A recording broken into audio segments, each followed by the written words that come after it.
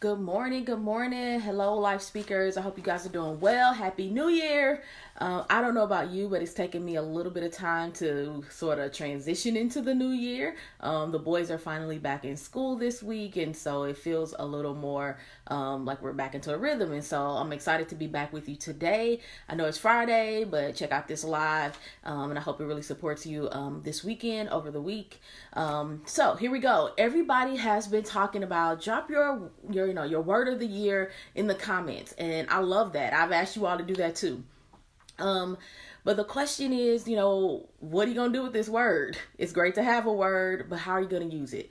And so I've prepared for you a little bit of a worksheet to support you, and I'm going to talk a little bit about that today. So get ready for a little bit of coaching, right? Here we go. So on Sunday, people begin celebrating in Christian churches around the world. They talk about this this holy day called Epiphany, which is the manifestation of God. This opportunity, this place where we talk about the wise men bringing gifts to God, bringing gifts to Jesus, and then following the star to Bethlehem, etc., etc. And so, in the same way that the star guided those wise men to a place to see Jesus, we can also talk about this word of the year that we have being like a star, being like our North Star, a guiding star, the word that is going to give us influence, motivation, inspiration, and guidance. And so, as you consider what your 2020 word of the year is, I want to encourage you to see how that word can guide you, okay? And so what I've prepared for you, if you find it, I'll also put this in the comments so you all will have it, but it should be also in the description for today's live. You have a worksheet, and it's called your 2020 word of the year. When you get that, just go ahead and write what your word of the year is. And then there's this awesome quote from T.S. Eliot I want to read for you today. For last year's words belong to last year's language, and next year's words await another voice. Last year's words belong to last year's language, and next year's words await another voice. I mean, inherent in this quote is this understanding that we become, that even language allows us to become more of who we are, and that who we were in 2019 and the words that we used in 2019 may not be the same words that we have in 2020. Hopefully they're not, right? Because you are a different person. And so even if you say the same word, you might have a different, if you will, intonation about it, or internally, right, it means something different for you. You all know I wrote my first book this last year in 2019. And the word book means so much different, so many different things to me now than it did when I was waking up at 5 o'clock in the morning to write it.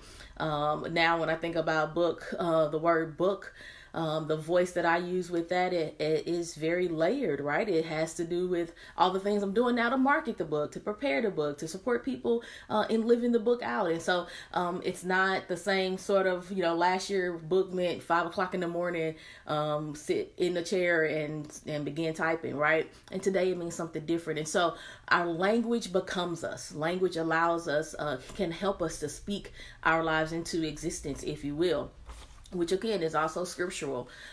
So where are you going to use this word? And what you have in your worksheet is a wheel of life. Lots of leadership groups and institutions use a wheel of life. This one I believe is from Zig Ziglar, and I just copied it so you can get the gist of how a wheel of life works. Around the wheel are various areas of our lives: community, spiritual, physical, financial, etc. And then what you get to do is to simply plot from 0 to 10. Where are you on the wheel? Like how well is your spiritual life? Would you rate it a 1 being low or not so great, or 10 being fantastic and awesome? And so around the wheel, you get to plot and put a dot, right, for each of for the number that you would use to assess that area of your life. And then once you've done that for all of the areas that are listed, then connect the dots. What you will find is you have a wheel, or maybe it won't quite look like a wheel. It may not be a wheel you'd want to drive on in the, in real life, in a car, for example, but it gives you a visual of sort of where areas of your life are going well, and what areas you might want to pay attention to. So what do you do with this word of the year? On Sunday, we talked about these being star words, right? It's the word that is going to be your star and your guiding light. What are you going to do with this star word? I want to encourage you to think about, how does this star word relate to perhaps the space on your wheel, the area in your wheel that is most lopsided, right? Or the area that has the lowest number that you really want to focus on in 2020. And so that's one way you can take your word and actually apply it. I think too many times we want to, look at all of our life and try to, quote, fix or improve or grow in all areas. And what we fail to realize is that, the more scattered our goal or vision is, the less we'll be able to get done. But if we have a focused intention, a focused area that we want to work on, and we take this word and apply it to that and ask, how does my word give me inspiration, guidance, and motivation in this area of my life, and have that be what you do for the next year, 2020, for the start of this new decade, I think you'll be able to see some significant changes. So I on Sunday we pulled words. I already had a word, which I think I've shared with you all, is thanks or gratitude, and so that came from my grandmama.